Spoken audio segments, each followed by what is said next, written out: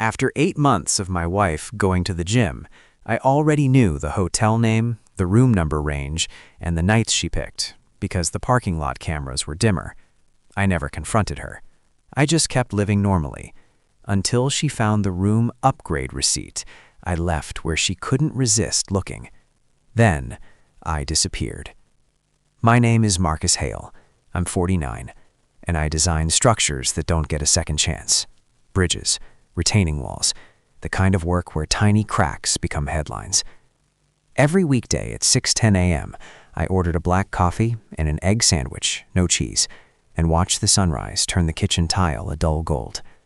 My wife, Tessa, started calling me Robot Calm. I let her. Okay, I'd say. Tessa and I had been married 16 years. For the first 10, our life was quiet in the good way. Saturday pancakes, wine on the back deck, her feet tucked under my thigh while we watched whatever series we were behind on. Then my projects got bigger. Deadlines got tighter. I started measuring my weeks and deliverables instead of dinners. That part is on me. I was there physically, but I lived in my laptop. I answered her questions with half sentences, nodded through her stories, kissed her forehead like a checkbox. When she said she wanted to feel like herself again, I told her, do it. When she joined that expensive gym across town, I paid the annual fee without blinking. The first month, she went in old leggings and a loose hoodie. By month 3, the hoodies disappeared. New sets showed up in our laundry. Seamless fabric, bright colors, straps that made no sense for squats. Her water bottle changed. Her playlists got louder. And somewhere around the time she started coming home showered, hair still damp at the roots, the air around her began to smell like eucalyptus and a men's cologne that didn't belong in our house. She called me paranoid when I asked one simple question. How long's your workout? Her eyes didn't even flicker. Why are you being weird, Marcus? God. And I did what I always did. I went back to work. It happened on a Tuesday that smelled like rain but never committed. The sky stayed the color of dirty cotton, and the kitchen light made everything look a little tired. Tessa was already dressed in one of her newer sets, charcoal gray, tight enough to show every line, the straps crossing her back like she was headed to a photo shoot instead of a treadmill. I'm going to the gym, she said. Too casual. I was at the counter with my coffee. Black, 2 ice cubes, because I liked it cold enough to slow me down. I watched her drop her keys into her tote, then lift the tote again, like it weighed more than clothes in a water bottle. I didn't say, have a good workout.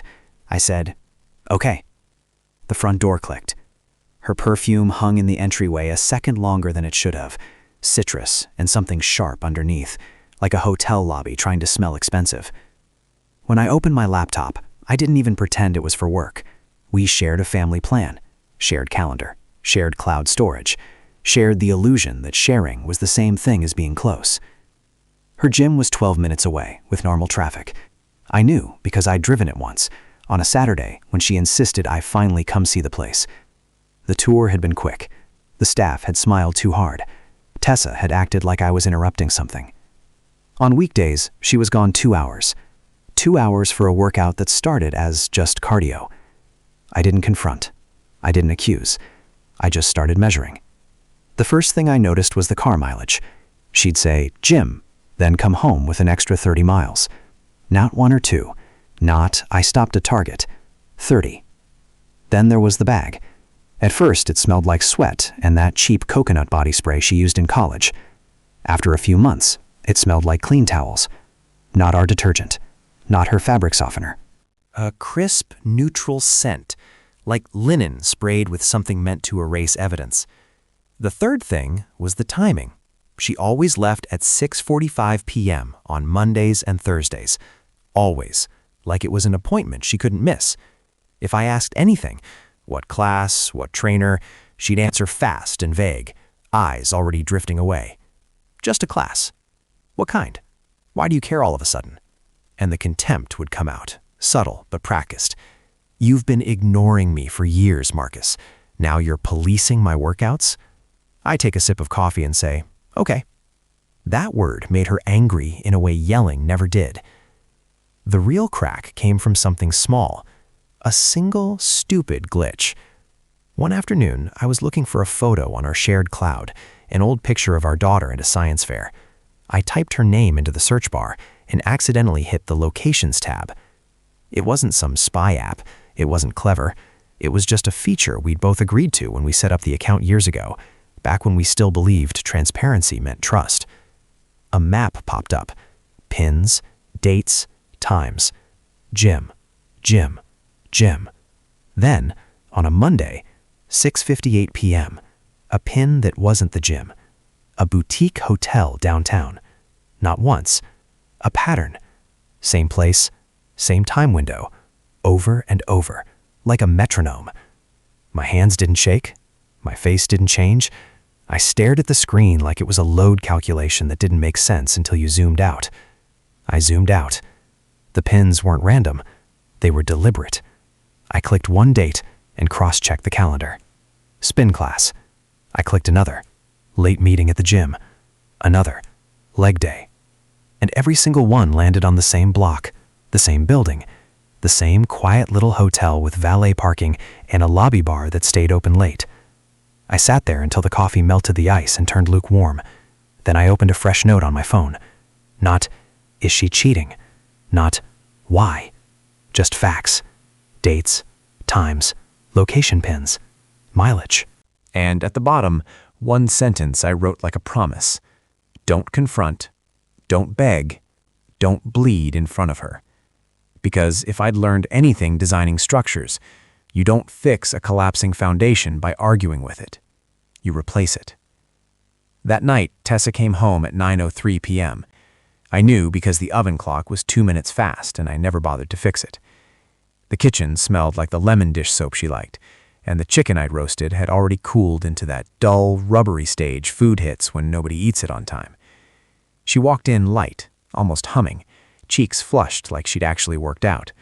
Her hair was pulled into a clean ponytail, but the ends were too smooth, like they'd been finger-combed in a mirror. She didn't look tired. She looked refreshed. "Hey," she said, tossing her tote onto the bench. The tote landed with a soft thud, heavier than it should have been. I sat at the table with my laptop open. Not work, a blank spreadsheet. "Hey," I said. She glanced at the screen like she could smell suspicion. "You're working again?" she asked, voice already sharpening. "Finishing something," I said. That was true, just not what she thought. She opened the fridge, stared inside like she was looking for a different life, then shut it. "I grabbed a smoothie after," she said, "because I was starving." I watched her hands. No shaking, no urgency, just performance. "Okay?" I said. She hated that word. Her eyes narrowed, the corners of her mouth twitching like she wanted to smile and punish me at the same time. "You're being weird lately." "I'm fine." "There," she said, turning fully toward me now, arms folding tight across her chest. The gym set she wore made her look armored. That tone, like you're judging me. "I'm not." She let out a laugh that wasn't laughter. "Marcus, if you're about to accuse me of something, just do it. I'm not playing these passive-aggressive games." I didn't blink. I didn't raise my voice. I didn't offer her the fight she came home ready to win. I took one sip of cold coffee, bitter, metallic from sitting too long, then closed my laptop slowly, like I was ending a meeting. "I'm going to bed," I said. Her face actually shifted at that. Confusion first, then irritation. "That's it?" she snapped. "So you can just shut down whenever you want?" I stood, pushed my chair in, and picked up my plate. The chicken was untouched. "Tessa," I said, and that made her pause, hungry for whatever speech she thought was coming. I gave her nothing. "Good night." She stared at me like I'd insulted her. Then she followed me down the hall, voice rising, words spilling faster, defensive, emotional, rehearsed. "You don't get to act like this after years of ignoring me. You don't get to suddenly care where I am. I'm allowed to have a life." In the bedroom doorway, I stopped, turned my head just enough to show I heard her. "I already know," I said. 6 words. Calm. Flat. Her mouth opened. No sound came out. And in that silence, I made my first move. Not outward, inward. I decided I would leave without a scene, and I would leave in a way she couldn't rewrite. I didn't become a different man overnight. I just got quieter. The next morning, the house smelled like her vanilla candle and my burnt toast. It was 6:14 a.m., the same gray-blue light pooling on the counters, and Tessa was still asleep upstairs like nothing in our marriage had shifted. I rinsed my coffee mug, dried it with the dish towel that always shed lint, and started building my exit the way I built everything else, load-bearing first. Step 1 was information. Not because I wanted to destroy her, because I refused to be destroyed by her version of the story.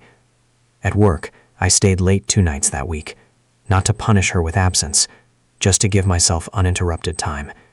I booked a small conference room under my own name and opened my laptop to a clean folder structure. Dates, screenshots, location pins. Mileage notes. Nothing dramatic, just a timeline that couldn't be argued with. I sent copies to an email account she didn't know existed. Then I called a therapist. Not a fix-my-marriage therapist, a keep-me-steady therapist. Her name was Dr. Kim, and her office smelled like peppermint tea and old books. She didn't gasp when I told her what I'd found. She just nodded, like she'd seen men come in carrying quiet devastation and leave carrying a plan. "You don't have to confront to choose yourself," she said. I swallowed once. Good. That was the first rebuilding tool. Someone neutral, who wouldn't push me toward drama just because it made a better story. Step 2 was logistics. I opened a new checking account at a bank Tessa never used. I didn't drain anything. I didn't do anything flashy. I simply started routing a percentage of my direct deposit, small enough to not show as a red flag, steady enough to become a runway. When she asked about the mail one day, because one statement didn't come, I said, paperless. She rolled her eyes. Of course you did. I let her think she was still the one judging me. Step 3 was space. I found a rental across town, 15 minutes from my office and 5 from our daughter's school. It wasn't romantic. It was clean. Second floor unit, new carpet that smelled like chemicals, a narrow balcony that overlooked a row of maple trees. The leasing agent showed me the place at 4:30 p.m., sunlight slanting through the blinds like bars. Just you? She asked. Just me, I said. When she handed me the keys a week later, they felt heavier than keys should feel. Step 4 was essentials. I didn't pack a suitcase like a man running away in the night. I moved in layers. First, documents, birth certificates, passport, property records, insurance policies. I slid them into a plain manila envelope and put them in a locked drawer at work. Then I moved sentimental things that couldn't be replaced. A watch my father gave me, photos of our daughter when she was small, the framed blueprint from my first major bridge project. Every item went into a box labeled old textbooks, because Tessa never opened anything that looked boring. She did, however, open anything that looked private, which meant the 5th step mattered more than all the others, anticipating her instincts. Tessa wasn't dumb, she was impulsive, and she liked control. If she sensed me pulling away, she'd pull harder, not with love, but with narrative. She'd tell our friends I was cold. She'd tell our daughter I was absent. She'd tell herself she was the victim of my weird paranoia. So I kept my face neutral and my routine intact. I still cooked dinner 3 nights a week, still asked our daughter about school, still folded towels the way Tessa liked, edges aligned, stripes facing out, because I refused to let my integrity collapse just because my marriage did. Meanwhile, I started collecting the one thing Tessa couldn't talk her way out of: receipts. Not metaphorical ones, real ones. It started with the credit card alerts. We had a shared account for household expenses and separate ones for personal spending. Tessa assumed personal meant invisible, but notifications don't care about your assumptions. A boutique hotel showed up as a pending charge once, just a hold, the kind hotels place before checkout. It vanished the next day, replaced by nothing. I knew how that worked. Someone else paid the balance, or she moved it, or she used cash. But the hold was enough to confirm what the location pins already told me. I didn't screenshot it like a man collecting revenge porn. I logged it like an engineer documenting a failure point. Date, time, amount range, merchant name. Then I made one call to a friend I trusted with my life, not my feelings. Elliot, 52, former Army, now ran security consulting. He had the kind of calm that didn't come from self-help books. It came from seeing what chaos costs. We met for lunch at a diner that smelled like bacon grease and strong coffee. I ordered the same thing I always ordered: turkey club, no mayo. Elliot didn't ask for details first. He watched me eat like he was reading my steadiness. Finally, he said, "You leaving?" "Yes," I said. Clean? Yes. He nodded once. Good. That was the entire conversation for a moment. 2 men, no theatrics, just a decision settling into place. Then he slid his phone across the table. If she goes sideways, call me. If she lies, you stay quiet. You keep your proof. You keep your daughter safe. I will, I said. And for the first time in months, I believed it. The last thing I did, before any disappearing act, was create a reason for her to show her hand. Not to hurt her, to stop her from claiming ignorance later. Because people like Tessa didn't confess when confronted. They confessed when cornered by their own curiosity. So I booked one hotel night myself, same boutique place downtown, not for pleasure, for the paper trail. I checked in under my name, upgraded the room, and asked for a printed receipt. The clerk slid it across the counter in a crisp envelope. The lobby smelled like citrus cleaner and expensive perfume. The clock behind her read 7:22 p.m. I held that receipt like a match. Then I brought it home, and I put it exactly where Tessa always looked when she thought she was being clever. Inside the drawer where I kept old project folders, the ones she had started snooping through the moment she decided I didn't deserve privacy. I didn't hide it well. I hid it like a test. That night, she kissed my cheek with distracted lips and said, "Gym tomorrow. Don't wait up." "Okay," I said. Then I lay awake in the dark, listening to the house settle, pipes ticking, the faint hum of the fridge, and felt the moment approaching like a bridge under strain. Not if it would fail, just when. She found it on a Thursday. The air outside had that early fall bite, dry leaves and car exhaust. And inside the house, the heat kicked on for the first time that season, pushing out a faint dust smell from the vents. I was at the kitchen island in my work shirt, sleeves rolled with deliberate symmetry, finishing a bowl of oatmeal that had gone slightly gummy. Tessa moved through the room like she owned the oxygen in it, phone in hand, gym bag already packed. The same charcoal set again, but with a new zip-up jacket, white, clean, the zipper tag still stiff. She paused behind me, close enough that her perfume mixed with my coffee. Citrus, sharp, expensive. "You're quiet," she said. "Okay," I answered. That word again, a closed door. She made a sound of annoyance and drifted toward the hallway, toward my office. Not even sneaky, just entitled. Tessa's curiosity was never gentle. It was hungry. It didn't ask for permission. I kept eating. I didn't look up. I didn't move fast. If I reacted, it would become a fight. If I stayed still, it would become a confession. From the hallway, I heard the office chair wheels whisper across the floor. Drawer, slide, paper shifting, a soft inhale, then silence so complete it rang. She walked back into the kitchen, holding the receipt like it was a blade she hadn't decided how to use yet. Crisp paper, hotel logo, my name printed in plain black ink, room upgrade circled in a pen that wasn't hers. Her face went through the stages in real time. Shock, calculation, anger, like watching a storm build over water. "What is this?" she demanded, voice too loud for the small kitchen. I finished one more spoonful, set the bowl down slowly, wiped my mouth with a napkin, every movement measured. Then I looked at the receipt, then at her. "It's a receipt," I said. Her grip tightened. "Don't do that. Don't play dumb." "I'm not." She stepped closer, eyes wild, words tumbling out now, long, defensive, emotional, trying to flood the room until the truth drowned. "Why do you have a hotel receipt, Marcus? Since when do you? What is this, some sick revenge thing? Are you cheating? Is that what this is? Are you trying to make me look like the bad guy because you suddenly decided to wake up and notice your wife exists?" I held her gaze. 2 breaths. "Put it down," I said. She laughed, sharp and ugly. No, I'm not putting it down. You don't get to hide things and then tell me what to do." She shook the paper. "Room upgrade? For who? You? You don't even like extra pillows." That almost made me smile. Almost. But I didn't give her the satisfaction of anything human on my face. I stood, picked up my coffee. The mug was warm, the handle familiar, grounding. "Tessa," I said, and she leaned forward like she was about to win something. I gave her 6 words. "You should check the calendar." Her expression froze, because she remembered. The conference I'd mentioned in passing, The work trip she'd barely listened to because she'd been too busy living her other life. What calendar? She snapped. But the edge was different now. Less contempt. More fear. Our shared one, I said. She pulled her phone up with shaking fingers she didn't want me to notice. Her mouth moved as she scrolled. She didn't read out loud, but I watched her eyes track the entries. Then stop. Conference. Out of town. 3 days. My lodging. My travel. My absence. She looked up. So you're going to a hotel for a conference? Yes, I said. And the upgrade?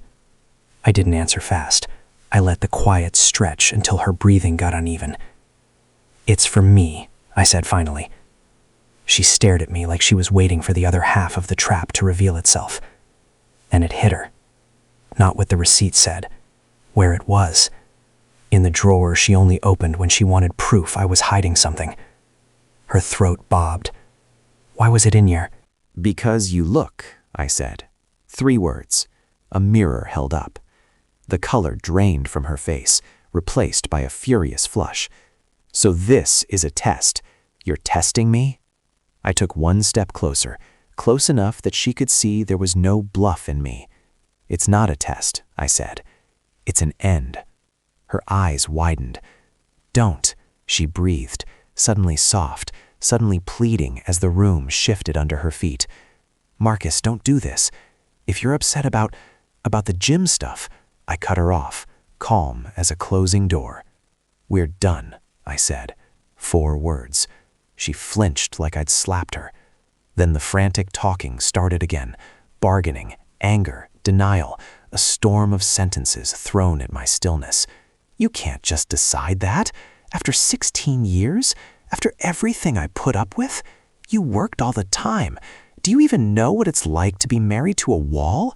I was lonely, Marcus. I turned away. Not to punish her. To keep my face from changing. Because right then, something inside me did crack. Not in front of her. Not for her.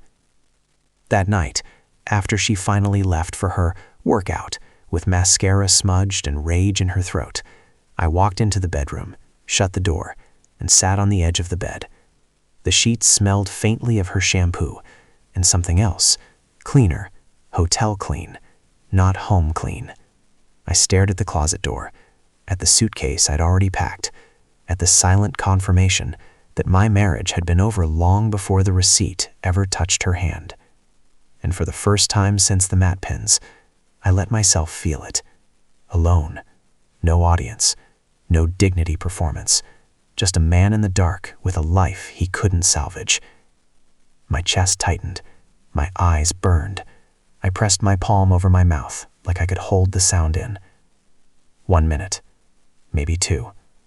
Then I stood up, wiped my face, and looked at the clock. 6:41 a.m.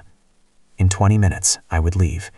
And by the time she came back from wherever she was really going, the house would be quieter than she'd ever imagined. I left at 7:02 a.m. The sky was still low and colorless, and the streetlights made the wet pavement look like dull silver. I took 1 suitcase, my laptop bag, and the manila envelope from work that held the parts of my life that mattered on paper. The front door didn't slam. It just clicked shut, polite as always. At the new place, the air smelled like fresh paint and new carpet, chemical clean, empty. I set my suitcase on the floor, stood in the middle of the living room, and listened to nothing. No dishwasher hum, no upstairs footsteps, no voice calling my name like I belonged to her schedule. My phone buzzed before I even unpacked. Tessa. I watched it ring out, then again. Then texts stacked like panicked footsteps. Where are you? Marcus, answer me. What is this? Are you seriously doing this? I didn't respond. At 8:41 a.m., our daughter texted. Dad, Mom is freaking out. Are you okay?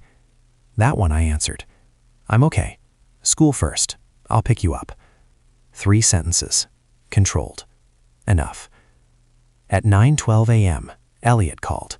You safe? He asked. Yes, I said. Good. She's loud. Let her be, I said. That afternoon, I went to my office like it was any other day. I wore the same watch, same shoes, same calm face. I walked into meetings and talked about load paths and tolerances while my marriage collapsed in a separate universe. At 5:18 p.m., I left the office and drove to pick up my daughter. The school parking lot smelled like hot asphalt and cafeteria fries. Kids spilled out in clusters, laughing, yelling, living inside problems that still had room to be fixed. My daughter, Ava, 15, spotted my car and froze. Not fear, confusion, then relief, then a look like she was trying to read the truth off my face. I rolled down the window. "Hey," I said. "Hey," she answered, voice small. She got in, buckled, and stared straight ahead. Her backpack was covered in the same keychain she had since middle school, little pieces of her childhood swinging with every breath. "She said you left," Ava said finally. "Like, left.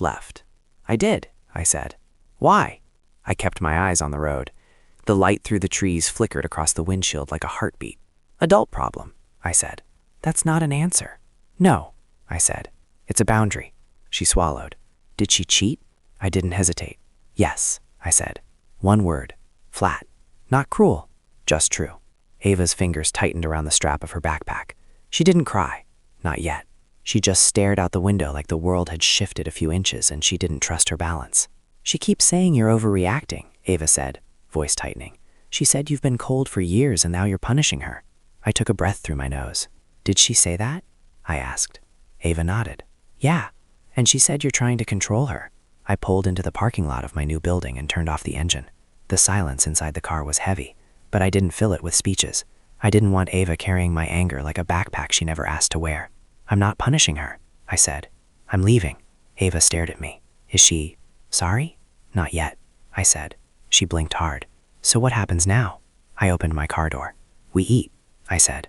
That night we had takeout on the bare kitchen counter because I didn't have a table yet. The food was lukewarm by the time we started eating. Orange chicken, steamed rice, those little soy sauce packets that always smell like metal. Ava ate without tasting, eyes on her phone like she was waiting for the next explosion. It came at 9:36 p.m. A knock.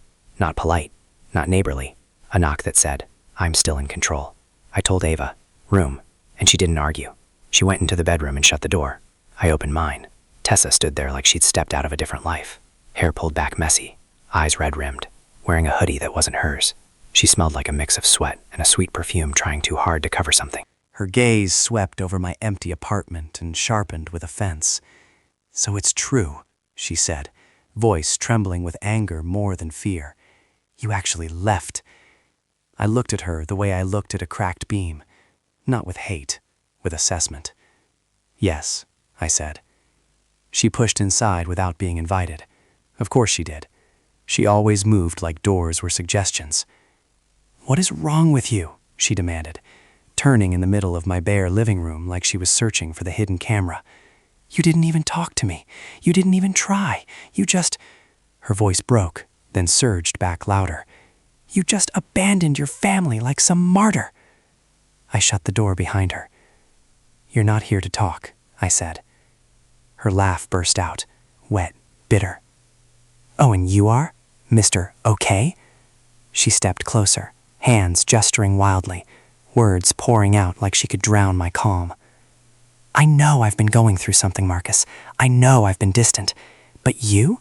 Do you have any idea what it feels like to live with someone who's never really there? You come home and you're already gone. You're in spreadsheets, you're in emails, you're in meetings. I tried for years." I listened. I didn't interrupt. I let her build her case. Because people like Tessa needed to hear themselves. Then I said, "Stop." One word. She froze for half a second, shocked that I'd cut her off without raising my voice. "I want to know what you know," she said, eyes narrowing, "because you're acting like you have proof. So tell me what you think happened." "I don't think," I said. "I know." Her throat bobbed. Then she snapped, like anger could still put the world back in place. "This is insane," she spat. "You've been tracking me? Like some creep? Who does that? You're insecure. That's what this is. You're—" "No," I said. 2 breaths. You lied, I said. She scoffed. About what, the gym? So what? I didn't want to fight with you. I walked to the counter and picked up my phone. I didn't shove it in her face like a teenage boyfriend. I just held it between us, screen lit. 8 months, I said. Her eyes flicked to the screen and away, like looking at it too long would make it real. You don't understand, she said, voice shifting gears fast. Anger to pleading, blame to bargaining. It wasn't supposed to go this far. I waited. She filled the silence with confession fragments. It started as talking, she said quickly. Just someone who noticed me, someone who actually looked at me. And I know that sounds... She shook her head, tears spilling now, dramatic and messy. God, Marcus, I know how it sounds. I said nothing. She took my silence as permission to keep clawing for control. I didn't love him, she rushed. It wasn't love. It was attention. It was... I felt invisible. And then I wasn't. And you can't pretend you don't get it. You were never here. That was the moment she tried to make her choice, my fault. My voice stayed even. My absence, I said, was my flaw. Her eyes widened, hopeful, like she'd found the crack in my armor. I continued, calm. Your cheating, I said, was your decision. Her hope collapsed into rage. You're really going to do this, she hissed. You're going to act like you're perfect now? Like you didn't push me into it? I held her gaze. You're accountable, I said. She stared at me, breathing hard. Then her shoulders dropped. As if she'd finally understood she couldn't argue her way out of gravity. What do you want? She whispered. I didn't answer with vengeance. I answered with structure. Separation, I said. Co-parenting. Truth. Her eyes darted toward the hallway, toward the room where Ava was listening with her whole body. Tessa swallowed. Ava knows? Yes, I said. Her face twisted. Why would you tell her? Because you will, I said. That landed. Hard. She stepped back like she'd been pushed. I would never. You would, I said. Silence. Not peaceful. Final. Tessa wiped her face with the sleeve of that Choose hoodie, mascara streaking like evidence. She looked smaller than I remembered, not because she'd changed, but because the illusion had. I'll fix it, she said, desperate now. I'll stop. I'll go to counseling. Marcus, please, don't throw us away. I watched her, not coldly, carefully.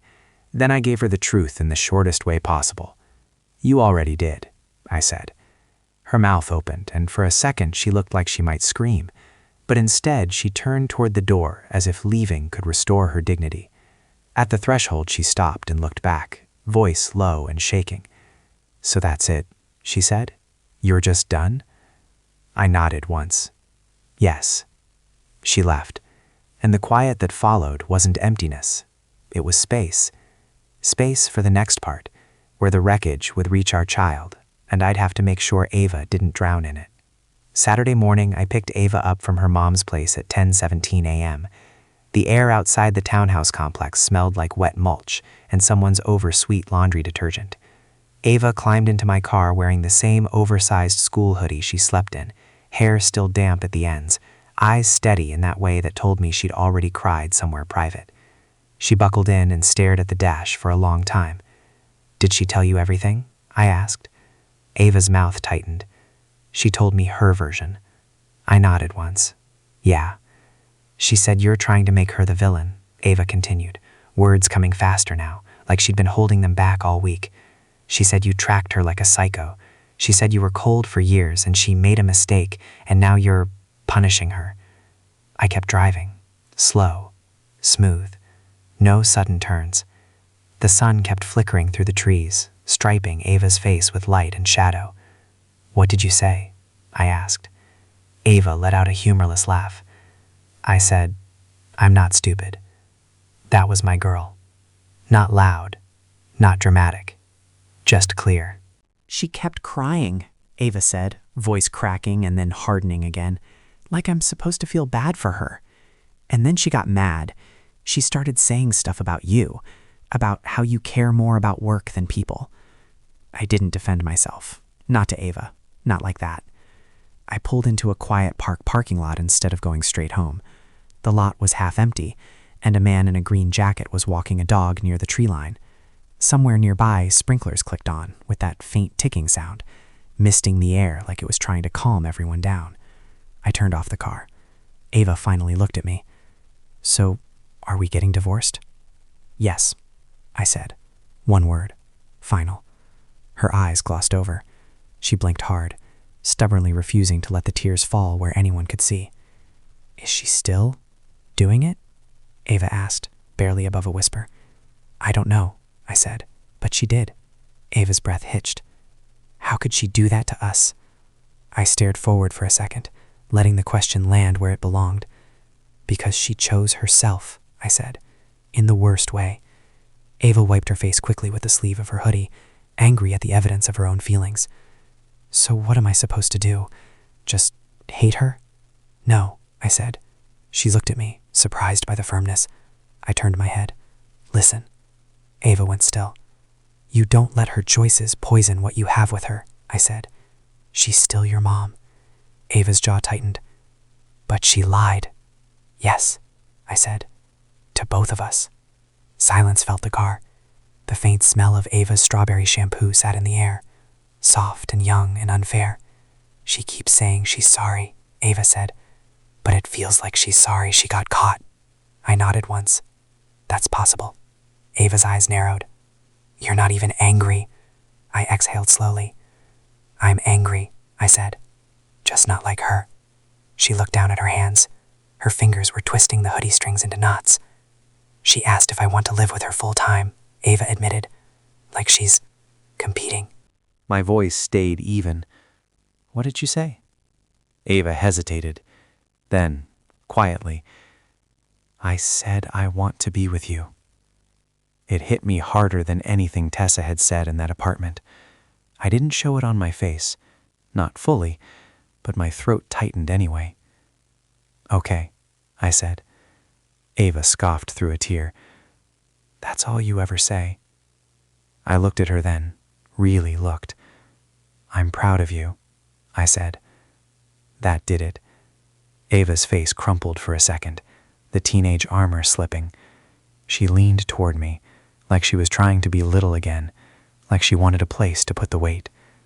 I opened my arms.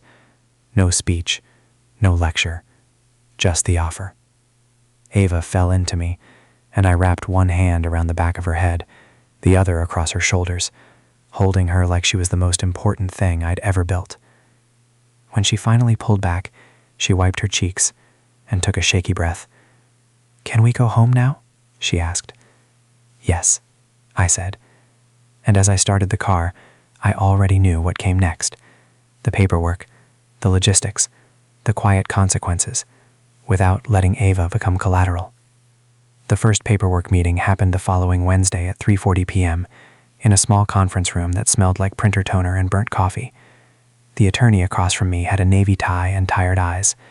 Tessa arrived 6 minutes late, sunglasses on indoors, like shame was something she could dim with accessories. She sat down without looking at me. Then she looked and tried to smirk. It didn't land. "Marcus," she said, too bright, too performative, like she was greeting a coworker. "So we're really doing this?" "Yes," I said. One word, no heat. Her attorney cleared his throat and started talking in that careful language people use when they're trying to keep explosions contained. Separation timeline, temporary parenting schedule, division of accounts. Tessa tapped her acrylic nail against the table the entire time, a small, frantic sound that made it hard to think. When the subject turned to Ava, Tessa finally leaned forward. "I'm her mother," she said, voice climbing. "I'm not losing my daughter because Marcus is having some midlife breakdown." I didn't react. I slid a printed schedule across the table. School days, pickup times, weekends, therapy appointments Ava had agreed to. Not a weapon, a plan. My attorney spoke for me, but I gave the only line that mattered. Ava needs calm, I said. Tessa's face twitched. Oh, please, you don't get to suddenly be Dad of the Year. I met her eyes. I'm not sudden, I said. She opened her mouth to fight that, then shut it, because the truth didn't care about her tone. After the meeting, Tessa followed me into the hallway. The fluorescent lights made her makeup look harsh, almost cracked. Can we talk? She asked, and the words sounded like they'd been rehearsed in the car. I stopped by the window overlooking the parking lot. Outside, the wind pushed shopping carts into the curb. Everything looked ordinary. That was the strange part. My life was breaking, and the world still ran errands. Talk, I said. She inhaled, quick and shaky, then the flood. I know I messed up, she started, eyes shining like she wanted credit for saying the words. I know I lied. I know I hurt you and Ava, and I hate myself for it, okay? But you, Marcus, you weren't there. You weren't. I felt like I was living alone in a house with a man who never looked up. I let her finish. Then I spoke, evenly. My flaw, I said, was work. That stopped her. Her eyes widened, hope again, hungry and immediate. I didn't let her feed on it. I was absent, I said. I own that. Her shoulders sagged in relief, like she'd found the loophole. Then I closed it. But you chose betrayal, I said. That's yours. Her face tightened. It wasn't, don't, I said. One word, firm. She swallowed hard, and for the first time since she'd walked into my empty apartment, her voice came out smaller. I ended it, she whispered. I waited. With him, she added quickly, like an offering. I did, I swear. The second you left, Marcus, it hit me what I'd done. I thought I could have both. I thought I could keep you and still feel wanted. Her words broke into a sob. I was disgusting. I didn't comfort her, not because I was cruel, because comfort would confuse the boundary. I'm glad you stopped, I said. For Ava. Tessa flinched, like she'd wanted it to be for me. So that's it, she said, wiping her face with a tissue that tore in her hands. You'll never forgive me. I paused. I will, I said. Her eyes lifted, startled. Just not like that, I finished. Her hope collapsed again, but this time it didn't turn into rage. It turned into something closer to reality. What do I do now? She asked, voice thin. I kept my voice level. Be her mother, I said, without lying. Tessa nodded, small and frantic. And Marcus, she whispered. I looked at her one last time, really looked, not as my wife, as the person who made choices and now had to live beside them. Take accountability, I said. Then I walked away, and in the quiet steps to my car, I felt the resolution settle into place, not like victory, not like revenge, like closure. Because the next part wasn't about her learning a lesson. It was about Ava learning she could still have a future. 1 year later, my mornings looked different in ways that didn't photograph well. The apartment was gone. I'd bought a small house on the edge of town. Nothing fancy, just clean lines and a yard big enough for a grill in a raised garden bed I kept pretending I understood. The kitchen faced east, so the light came in early and honest, turning the countertops pale gold around 6:30 a.m. I kept one good mug now, matte black, heavy in the hand, and I drank my coffee hot instead of iced, like I no longer needed to numb myself awake. On Saturdays, Ava and I had a routine. She'd come downstairs in socks, hair piled messily on her head, and steal half my breakfast without asking. I'd pretend to be offended. She'd roll her eyes and smile anyway. We'd do the farmer's market if the weather was decent. Local honey, apples that actually tasted like something, bread still warm through the paper bag. Tessa was still in our life, but she wasn't the center of it. She did the work in quieter ways now. Therapy, consistency, less performance, more showing up. She stopped making Ava her confession booth. When she needed to apologize, she apologized to the right person. When she needed to grieve what she'd broken, she did it without trying to hand the weight to our daughter. And Ava noticed. Not with forgiveness that arrived like a movie scene, but with small shifts, answering her mom's calls without dread, spending an afternoon with her without coming home hollowed out, talking about college plans like she wasn't afraid the ground would move again. I kept my boundaries simple. No late night we should talk calls, no nostalgia dinners, no second chances disguised as co-parenting meetings, just a calm schedule and a steady presence. The strangest part was how the silence inside me changed. In the beginning, it was the kind of silence that hurt, like standing in a room after the music stops and realizing you were dancing alone. Over time, it became something else. Peace doesn't arrive loudly. It arrives like clean air. On a Thursday in early spring, I met someone for lunch. Her name was Lena. She worked as a physical therapist at a clinic near my office and had a habit of listening without trying to win the conversation. We'd crossed paths for months, small talk in the same coffee shop line, a nod here, a brief laugh there, until one day she said, "Want to sit?" like it was the most normal thing in the world. The cafes smelled like toasted bread and espresso. Lena wore a navy cardigan, sleeves pushed up, hands wrapped around her cup like she wasn't hiding behind it. "So," she said, not prying, just present. "You've been through a lot." I looked at her, really looked. "Yes," I said. She nodded like that was enough. We didn't rush. We didn't build fantasies. We didn't pretend pain made people poetic. We just talked about work, about Ava's sarcasm, about the trails near the river where the trees leaned over the water like they were trying to listen. When I got home that evening, the house was quiet, but it wasn't empty. Ava's shoes were by the door, crooked like always. A school flyer sat on the counter. Outside, the wind moved through the branches in a slow, steady whisper. I poured another cup of coffee, stood at the kitchen window, and felt something simple settle in my chest. Not triumph, not revenge, just the calm of a life that finally belonged to me again. And for the first time in a long time, I didn't wonder what was happening behind my back. I only thought about what I wanted to build next.